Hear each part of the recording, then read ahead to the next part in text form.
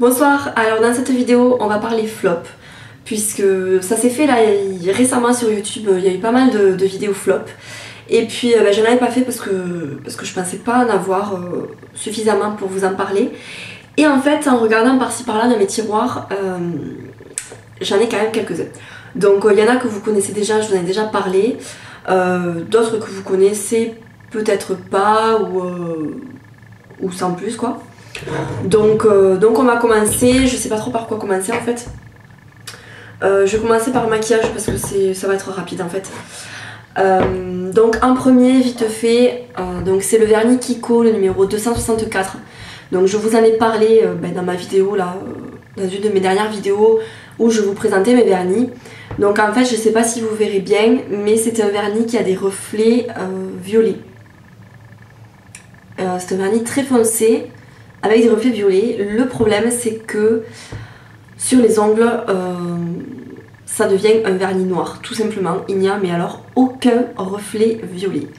Donc bon, c'est dommage. Donc le numéro 264 je vous le recommande pas parce que à ce moment là autant acheter directement un vernis noir et ça fera très bien l'affaire.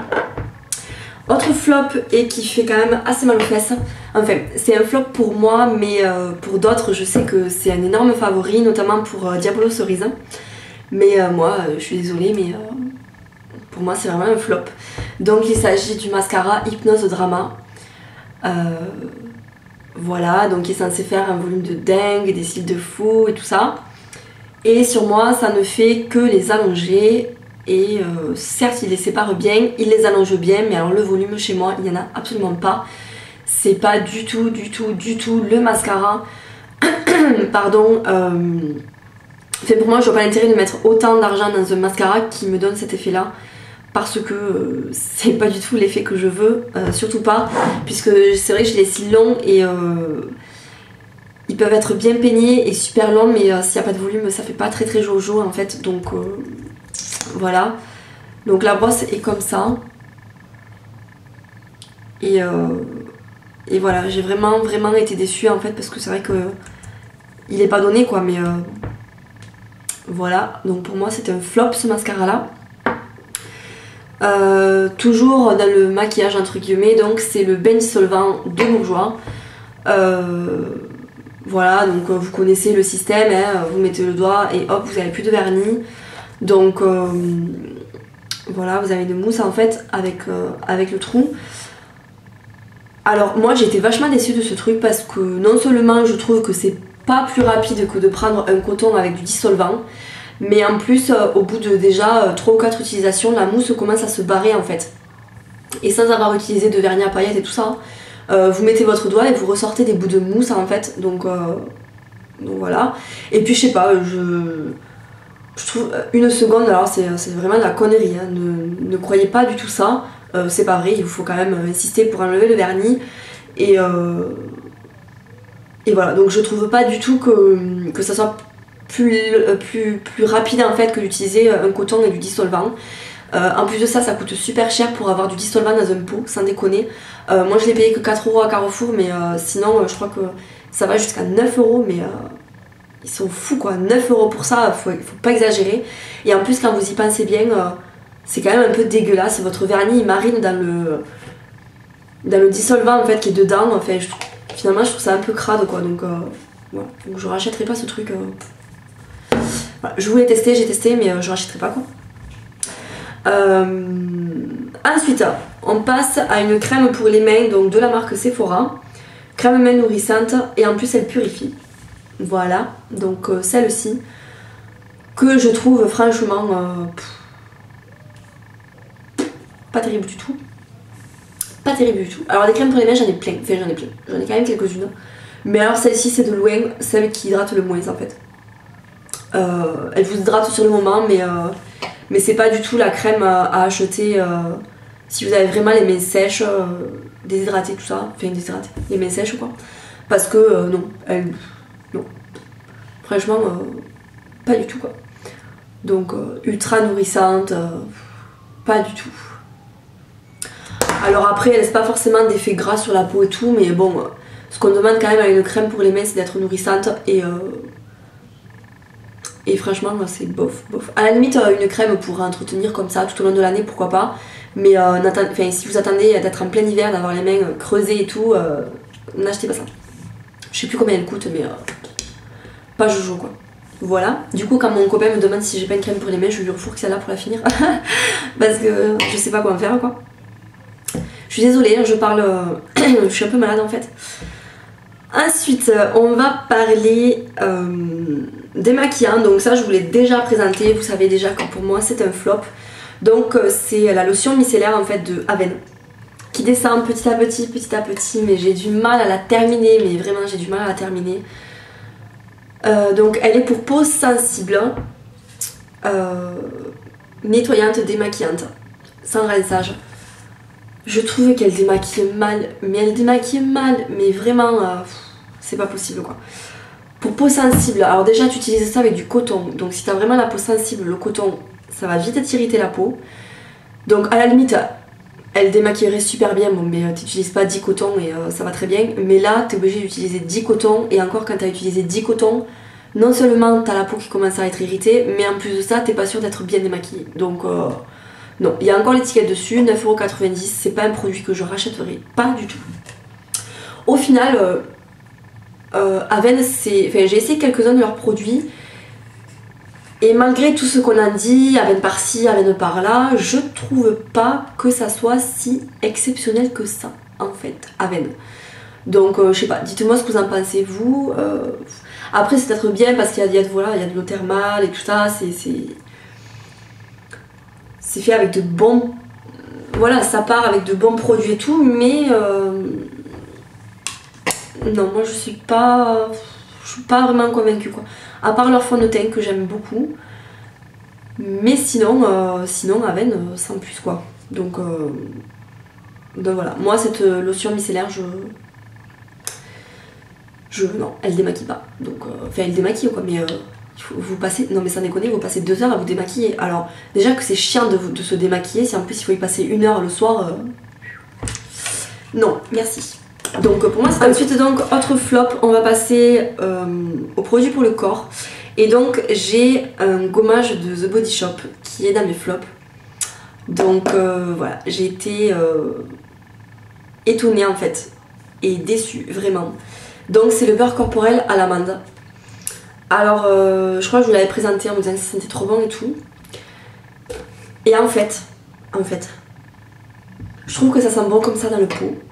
Mais sur moi, il se trouve que je ne supporte pas l'odeur. Je la sens très volontiers dans le pot comme ça. Mais sur la peau, ça me monte à la tête. C'est juste insupportable. Ça me... à vomir quoi. Donc voilà, j'ai vraiment été déçue parce que finalement je me rends compte que c'est pas du tout une odeur douce comme je le pensais. Au contraire, c'est plutôt une odeur qui est entêtante et qui est forte finalement et qui ne me convient mais alors pas du tout. Parce que les beurres corporels de The Body Shop ont quand même des odeurs qui perdurent en fait, enfin, ça tient quand même sur la peau. Moi le matin quand je veux pas me parfumer, je mets un beurre corporel et je sens... j'aime bien sentir une bonne partie de la journée le beurre corporel que j'ai mis. Et alors autant vous dire que quand je mets celui-là, c'est pas possible quoi. C'est pas possible. Il me tarde le soir de me doucher, de m'enlever cette odeur parce que ça me monte trop à la tête quoi. Et... donc voilà, j'ai vraiment été déçue par ce beurre corporel. Je m'attendais pas à ça en fait. Donc voilà. Un autre produit pour le corps, cette fois-ci, c'est un savon en fait de Lush. Donc je me souviens plus le nom, mais c'est celui-ci. C'est celui de la Saint-Valentin en fait, je crois, qui s'appelle Candy, je sais plus quoi, il me semble. Je sais pas s'il est encore en vente, ça m'étonnerait. Et en fait, j'aime pas l'odeur. Mais alors, j'aime pas du tout l'odeur. Déjà, quand je l'ai senti, sans l'avoir utilisé, je me suis dit, oups, je vais pas aimer. Et alors, sous la douche, avec la vapeur et tout, mais c'est pas possible. Je ne l'ai utilisé qu'une fois. Ah non, non, il pue. Je sais plus les ingrédients, j'ai pas du tout le papier là avec moi. Mais alors ça pue. Non, j'aime pas du tout. Donc gros flop. Ensuite, deux shampoings pardon, chez Lush. Il me semble que je vous en avais déjà parlé. Donc il y a Pousse plus vite. Hein. Voilà, qui vous voyez est pas très bien entamé. Pas trop entamé.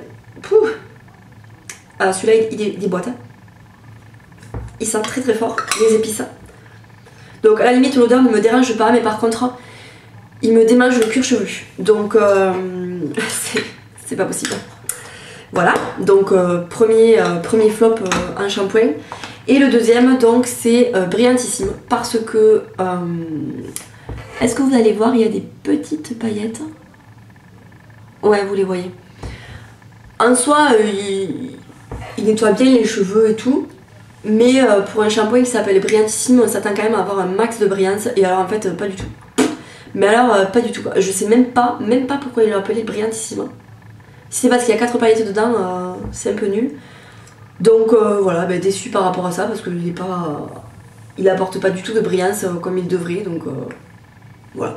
Et je dirais même que c'est celui qui en apporte le moins de tous les shampoings que j'ai. Donc c'est un peu con je trouve. Un autre flop, Lush pour les cheveux. Donc c'est H1 Wenhua. Voilà. Je ne vais pas l'ouvrir parce qu'en fait je me suis aperçue qu'il avait tourné. Donc déjà que l'odeur était immonde. Alors là je vous explique même pas. Donc je vais le balancer. Je vais garder le pot. Surtout garder les pots pour pouvoir les ramener chez Lush. Vous cumulez 5 pots noirs et vous avez droit à un masque frais gratuit. Donc voilà. S'il y a un produit qui a tourné ou s'il y a un produit qui ne vous plaît pas ou... Ne jetez pas le pot, gardez le pot. Donc voilà, ça pue. C'est juste. Donc moi en fait je l'ai acheté l'été dernier. Donc en le sentant et tout, bon c'est vrai qu'il y a une odeur particulière assez forte et tout. Mais je me suis dit c'est pas non plus quelque chose d'insurmontable quoi. Voilà quoi, ça prend 5 minutes de faire un masque.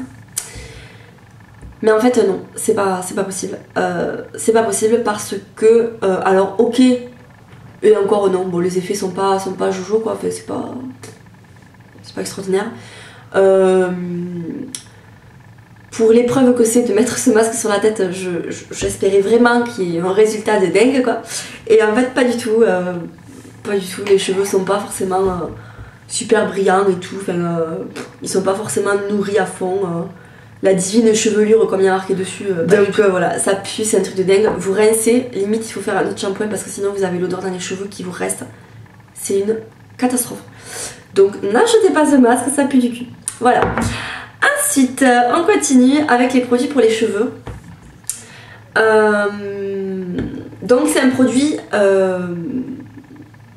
comme un petit J. Donc que j'ai reçu en fait il y a un bon moment maintenant du site Coiffissimo. Donc j'ai voulu essayer le Love, Peace and the Planet Freak of Nature. Volume, je sais pas quoi là, à la lavande, aux agrumes et à l'eucalyptus. Donc voilà, c'est un shampoing en fait qui procure du volume aux cheveux. Donc j'ai voulu l'essayer, je trouvais le packaging rigolo, tout ça. Et alors en fait, je me suis retrouvée sous la douche avec un shampoing qui ne mousse pas. Alors j'ai pas compris, la première fois j'ai pas compris, je me suis dit mais merde, pourquoi ça mousse pas? Et alors le shampoing qui ne mousse pas, je sais pas si vous avez déjà essayé, mais alors tu sais pas où est-ce que tu as mis du shampoing, où est-ce que tu n'en as pas mis. Donc du coup tu en rajoutes. Tu dois rincer pendant 2 heures parce que sinon tu rinces mal et tu te retrouves avec des cheveux tout poisseux à la racine et tout parce que tu as mal rincé ton shampoing. C'est la catastrophe. Donc voilà. Alors par contre, il procure vachement de volume je trouve. Il sent bon, puisqu'il y a de la lavande, des agrumes et tout, l'eucalyptus, c'est vrai que ça sent bon. Voilà, moi j'aime bien. Mais alors il ne mousse pas quoi. Il ne mousse pas, donc j'ai pas compris. Et je suis vachement déçue parce que du coup, j'ose pas le réutiliser parce que je trouve ça galère, du coup ça mousse pas. Alors du coup j'en mets sur mes mains, j'étale bien, mais j'essaye de répartir, mais comme ça mousse pas, ça répartit pas partout. Donc t'en reprends, t'en mets sur les longueurs et tout, enfin, je sais pas, j'ai pas l'impression de me laver les cheveux en fait quand ça mousse pas, donc dites-moi si vous avez ce que vous en pensez, mais déçu. Vraiment pour moi c'est un flop quoi, ça mousse pas, Non, déçu. Un autre flop, donc je vous montre le shampoing, mais en fait c'est pas le shampoing qui est vraiment un flop, c'est plutôt l'après-shampoing de cette gamme là, donc c'est Rainforest Shine de The Body Shop. Donc là c'est le shampoing, et en fait moi pendant les soldes j'avais acheté le shampoing mini comme ça avec l'après-shampoing, donc j'ai terminé, mais alors c'est un gros flop en fait, pas au niveau du produit mais au niveau du packaging. Il faut les gars que vous changiez le packaging, c'est pas possible. C'est-à-dire que le produit ne sort pas du tube, tu vois. Donc c'est tellement épais, l'après-shampoing est tellement épais que t'appuies comme une malade, tu vois, ça te glisse des mains parce que t'as les mains qui glissent. Enfin moi c'est la merde quoi. Donc voilà, ça m'a dégoûté de ce produit, donc je ne le rachèterai pas du coup parce que ça me gave. Un truc que tu peux pas utiliser correctement, ça m'énerve. Donc voilà. Et ensuite, dernier flop, donc c'est le protecteur de Charles de... Et ensuite, donc dernier flop, c'est le spray protection thermique de Tigi dans la gamme S-Factor. Voilà, donc une combinaison scientifique d'ingrédients qui procure une protection UV, un écran thermique, un éclat lustré, des cheveux souples et resplendissants, à utiliser sur cheveux secs ou humides. Voilà, et en fait si vous voulez c'était j'avais acheté ça sur Fil Unique, et en fait c'est le kit avec l'après-shampoing. Vous voyez, il y avait ça en fait, c'était le kit. Je sais pas s'il existe encore d'ailleurs. Mais autant j'adore l'après-shampoing, je vous l'ai déjà présenté, autant ça j'aime pas du tout, parce que par contre ça sent super bon, ça sent le bonbon, c'est un régal. Mais effet lustrant, ah ouais, mais alors ça fait plus que lustré, ça fait poisseux en fait. Donc j'aime pas du tout, ça fait vraiment gras. Et donc du coup j'ai pas aimé ce produit, c'est un gros flop par rapport à ça, parce que ça fait vraiment une impression de cheveux, si t'en mets un peu trop ça fait impression de cheveux sales, et du coup j'ai pas du tout aimé. Donc voilà donc pour cette vidéo flop, j'espère que ça vous a plu, il y en avait quand même quelques-uns. Donc voilà, n'hésitez pas à me dire vous aussi vos flops en commentaire, ça peut en aider plus d'une je pense. Et voilà, je vous dis à bientôt pour la prochaine vidéo. Salut!